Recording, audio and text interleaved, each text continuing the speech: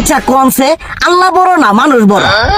ধরো গাদা, তুই কার হাতে কার জোড়া দেশ? কুড়ায় আল্লাহ আর কুড়ায় মানুষ। যেটা কবার কইছে ওইটা কন। আল্লাহ বড় না মানুষ বড়? আল্লাহই তো বড়। আল্লাহ বড়, তাহলে আল্লাহর কথা না হইনা মানুষের কথা শুনেন কে? তুই কি কইতাছস? কি এর আল্লাহর কথা মানে না মানুষের কথা মানে? হ্যাঁ, কি আর মানুষের কথা শুনেন তাই না?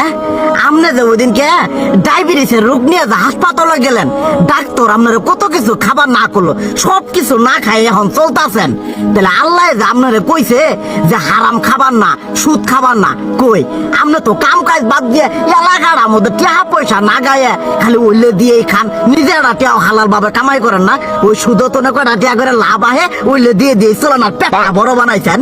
শুনেন একটা কথা কই, হারামের কোনোদিন আরাম নাই।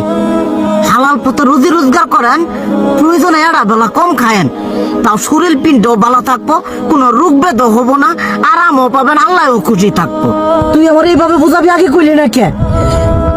আসলে এই বিষয়টা তো আমি কখনো মাথায় এইভাবে নিইনি যে আমাদের কখনো ডাক্তার নিষেধ করলে ঠিকই আমরা নিষেধ মানি, কিন্তু উপর আল্লাহ যে কত কিছু নিষেধ করে দিয়ে সেটা মানি না।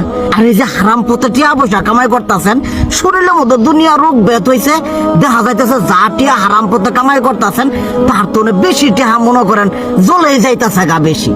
আজকের পর থেকে আমি আর এই হারাম সুদ খামো না, আমি হালাল পথে চলবো, হালাল টাকা পয়সা ইনকাম করবো। এতে করে যদি একবেলা কমও খাইতে হয় তবুও খামো, তবু আমি আর এই হারাম পথে চলবো না। আচ্ছা ঠিক আছে।